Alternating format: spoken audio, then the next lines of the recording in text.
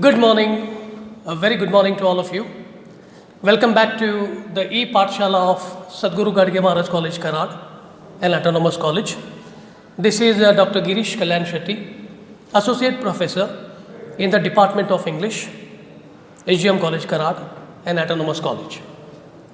In the last video, we have seen a couple of things about language and communication. Actually, there were two topics we covered under the module number 1, that is language and linguistics. And before we proceed on to the next unit, that is entitled as phonology, let us take a review of what we have seen so far in the last two videos. We learned that language is primarily a human affair. It is a human phenomenon. And there have been different kinds of systems of communication. This is a vital source of communication, the most sophisticated system of communication.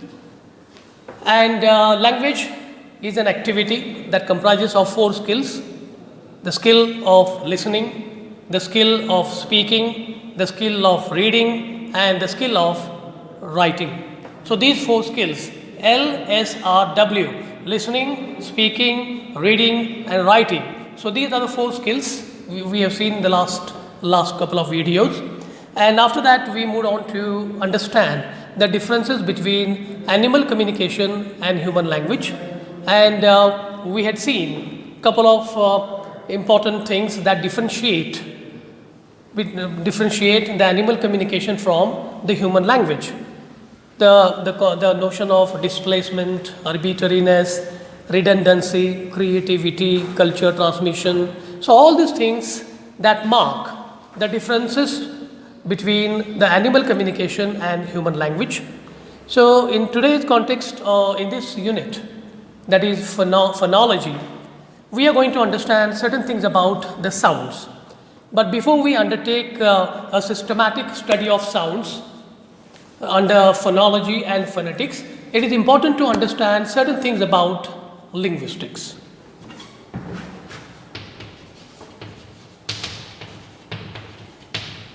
Linguistics can be easily defined as a systematic study of language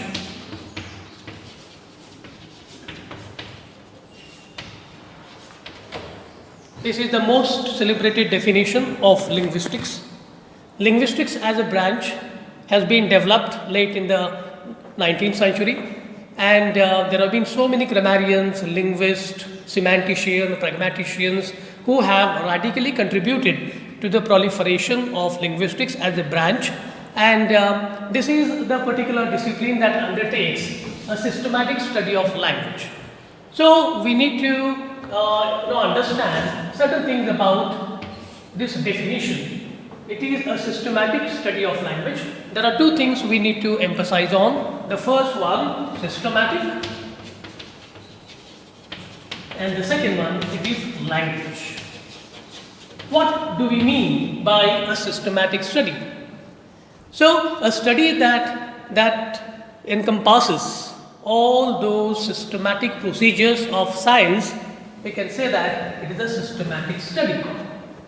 So, as we know that in science, the matter is analyzed, the matter is studied by applying certain processes: the clean observation, building hypothesis, analysis, experimentation, prediction, conclusion. So these are certain scientific parameters which are applied to the objects, to the matter being studied in a particular environment.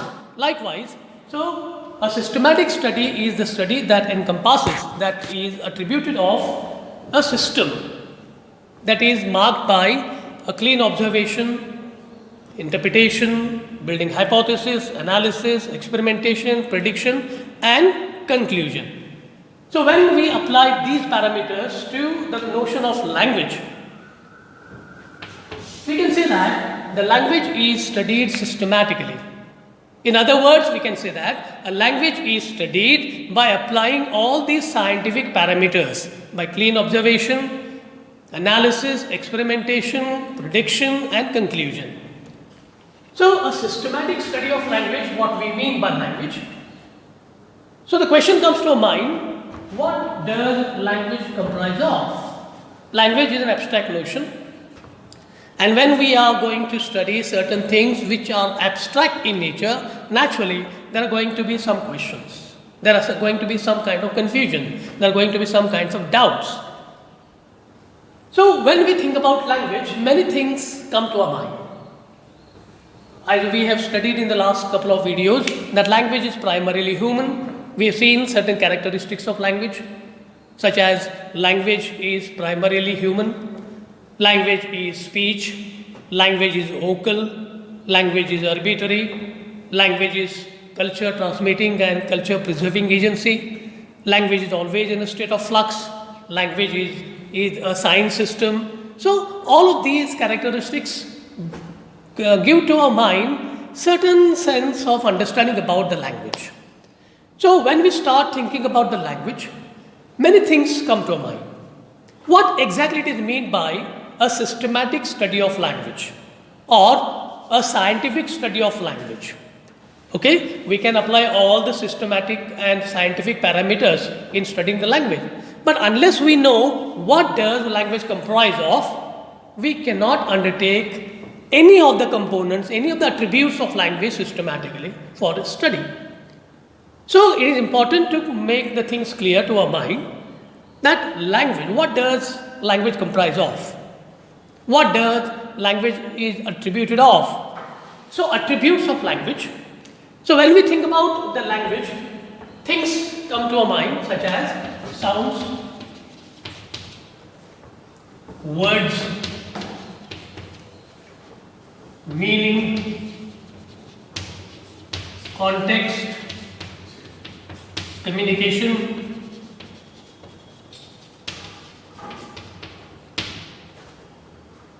So, these are certain things that come to mind when we start thinking about the language. So, we can look at these things in the light of the definition, and we can understand that linguistics, which is defined as a systematic study of language. In other words, we can say that linguistics is a systematic study of all the attributes of language. To make it more clear, we can say that linguistics is a systematic study that undertakes systematically the study of sounds of language, words of language, meanings in language, context in the language, and communication. So, these are some of the basic tenets of language which are undertaken for a study under the umbrella term called linguistics. And all these attributes of language, that are sounds, words, meaning, context, communication, they are studied under different sub-branches of linguistics. So, these sub-branches of linguistics deal with one particular aspect of language. We have sounds, we have words, we have meaning, we have context, we have communication. So, sounds, the study of sounds, that is phonetics, phonology, the study of words is undertaken in the branch called morphology,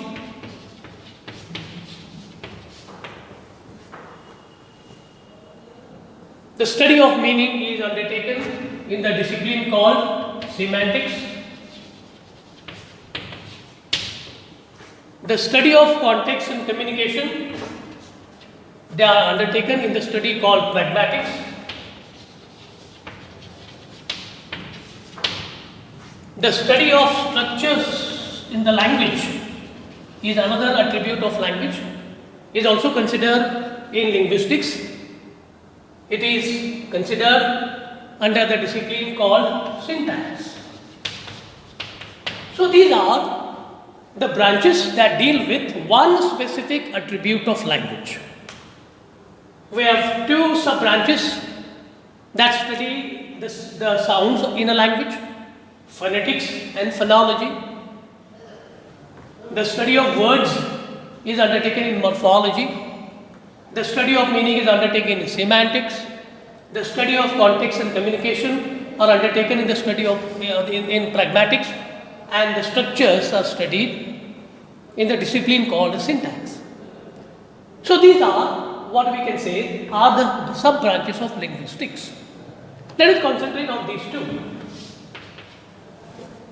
What's the difference between these two, phonetics and phonology? In both the terms, we have one word common, that is phone. Phone means sounds. So when you say that phonetics and phonology, most of the students, most of the people, they often get confused with these two terms. They consider them to be synonymous, but they are not, because their application, their area of application is different.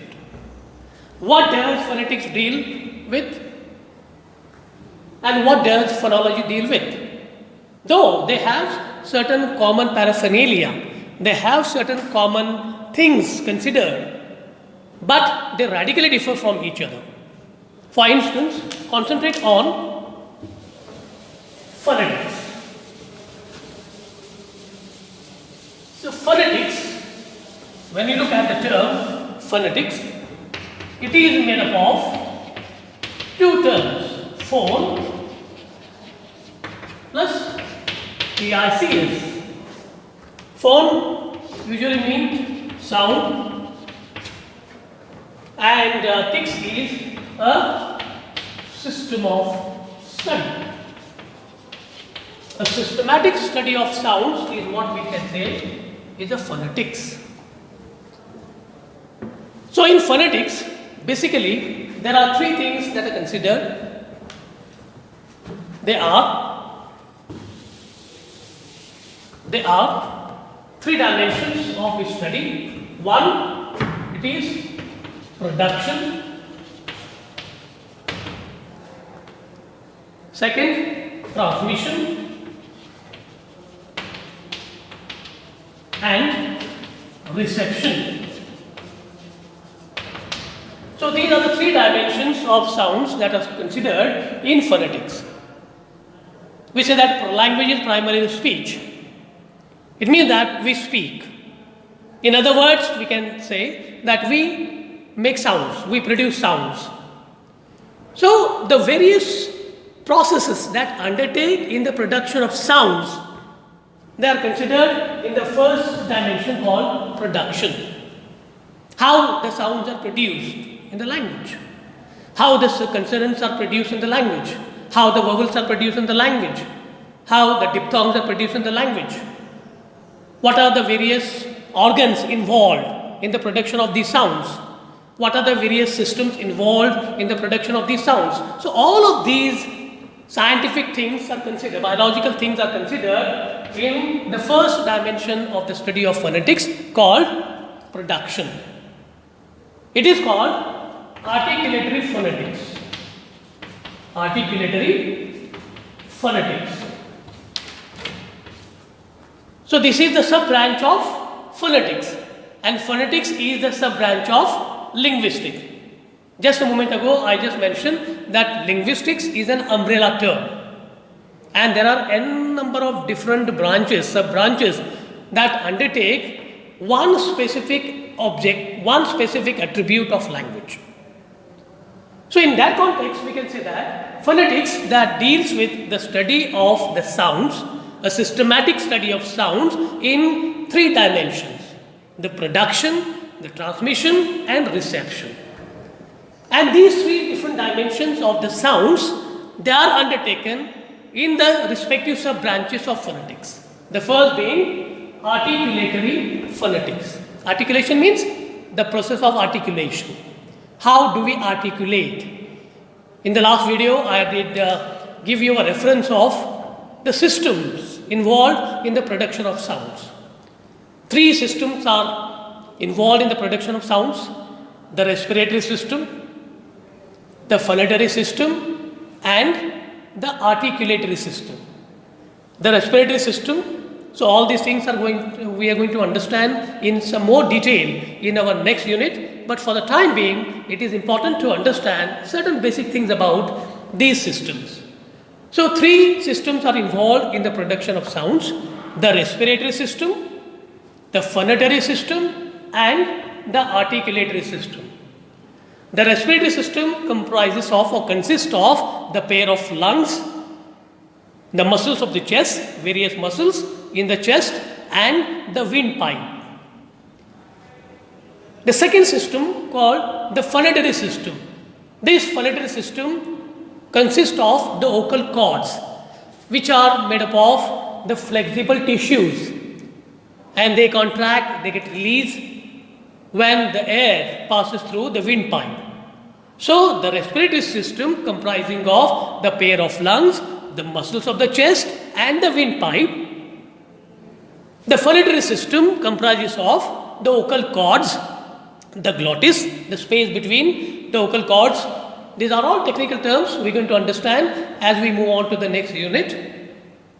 And the third system is articulatory system. This is the end point of the production of the sounds. We articulate the air that we breathe out, that is released through the windpipe, that is made use of by the vocal cords in the second system, and when they are released through the third system, that is articulatory system, the sounds are produced. So articulatory system comprises of lips, the upper lip, the lower lip, the upper teeth, the lower teeth, the tongue, having the three parts: the front of the tongue, back of the tongue, blade of the tongue, then the nasal cavity, right? The tooth ridge, the hard palate, the soft palate. So these are the various organs that are used in the production of sounds. So phonetics has three branches studying three different dimensions of sounds. One, the production under these articulatory system or articulatory phonetics. Then the dimension of transmission of sounds. When we produce sounds, actually we transmit to a particular object, to a particular specific person, to an addressee. So the transmission, we transmit these sounds through the waves, what we call the acoustic phonetics. Acoustic phonetics.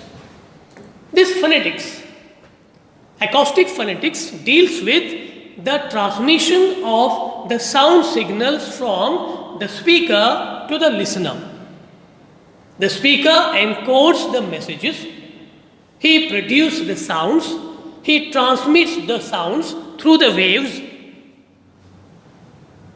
that are undertaken for study under this acoustic phonetics. And the third dimension is the reception. So listener receives the sound signals. So the process of reception of the sound signals transmitted by the speaker is what is undertaken in what you call articulatory phonetics, acoustic phonetics, and finally it is auditory phonetics.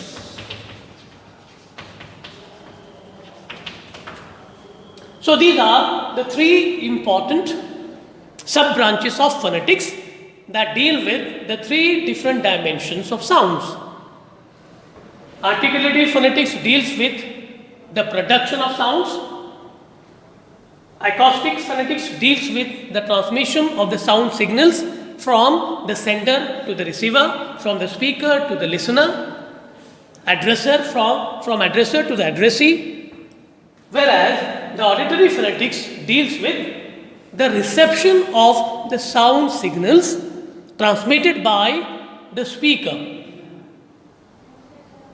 So the next discipline of linguistics is phonology. So phonology deals with the sounds in their organization. Every language has a set of sounds. English, for instance, has 44 sounds, 44 phonemes. And all these phonemes in isolation, they do not have their meaning. They get the meaning when they are properly organized. So phonology is the study of sounds in their organization. The phonemes are organized to form the words. Phonemes are organized to form the utterances. So there is a science. We have 44 phonemes. We can classify these 44 phonemes as 24 consonants, 12 vowels, and 8 diphthongs.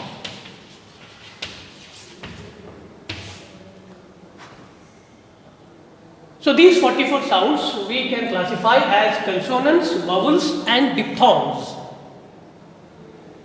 Consonants like k, k, r, r, l, l, m, m, m, n, n, t, t, t, th, th, th, sh, sh, sh, s, s, s. So all of these are called phonemes. They are consonants. And we have 12 vowels in English. A, right? And the diphthong. So diphthong is a cluster of the vowels. So when the two vowels are combined and the sound is produced, is called diphthong. So 24 consonants, 12 vowels, and 8 diphthongs make up 44 phonemes in English. Again the question comes to mind, what is a consonant? How can we define it? What is a vowel? How can we define a vowel? Yes, we can define it. And we can say that consonant is a sound in the production of which the air passes through the windpipe or passes through the air stream with the constriction of the speech organs. When there is a constriction of speech organs, when the air is being pushed out from the lungs, the sound that is produced are called consonants. And the vowels are the sounds in the production of which there is no closure because of the constriction. The air passes freely into the atmosphere. So when there is a constriction of the speech organs and the sound is produced, they are called consonants. And when there is no constriction of the speech organs, when the air freely escapes into the outer atmosphere without any friction, such sounds are called the vowels.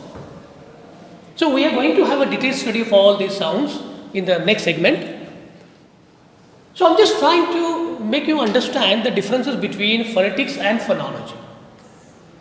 They are not synonymous. They are not similar because their area of study are different. Phonetics deals with the study of sounds in its production, transmission and reception aspects.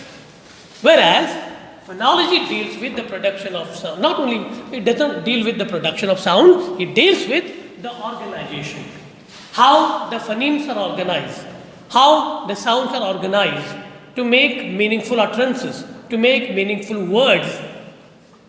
And these 44 sounds in English, they are in isolation. For example, the phoneme p, right? It is meaningless unless it is properly organized, following the prescription, only then it becomes meaningful. So these 44 sounds are studied, how they are organized to form, to make meaningful utterances, meaningful words. The next branch of linguistics is morphology. This morphology, the next attribute of language is words, right? So morphology is a sub-branch of linguistics, so one of the branches of linguistics that deals with the study of words, how the words are formed. We study morpheme. In the last video, we've seen that speech and writing, these are the two manifestations of language. So when we write, there is a hierarchy we need to understand. We say that when we write, we make use of alphabets. We organize those alphabets into forming words. We arrange the words as per the principles prescribed by the syntax.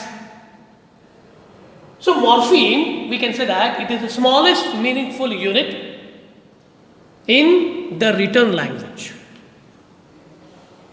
And sentence is the largest stretch in a written language. So morpheme is the lowest, the smallest, whereas a sentence is the largest stretch in a language. And it concentrates on the study of words, morphemes, free morphemes, bound morphemes, the processes of word formation like affixation, conversion, compounding, and there are some minor processes of word formation, blending, reduplication, acronymy. So all of these different word formation processes are undertaken in the study of morphology. The next attribute of language is syntax. It is one of the branches of linguistics that deals with the study of the structures of language.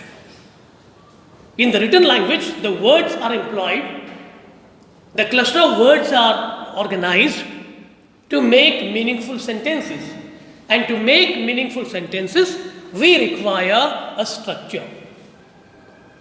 And that structural study is undertaken in the study of syntax. How the words are formed for making the phrases, how the phrases are used to form clauses, and how the phrases and clauses that make up a meaningful body called a text, a sentence. So all these principles of the structures of language are considered in this syntax. The largest stretch is sentence and the smallest stretch is morpheme.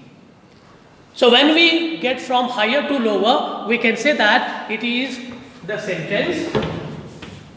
Then lower to sentence, it is clause. Lower to clause, it is a phrase. Lower to phrase, it is words. And lower to words is morpheme.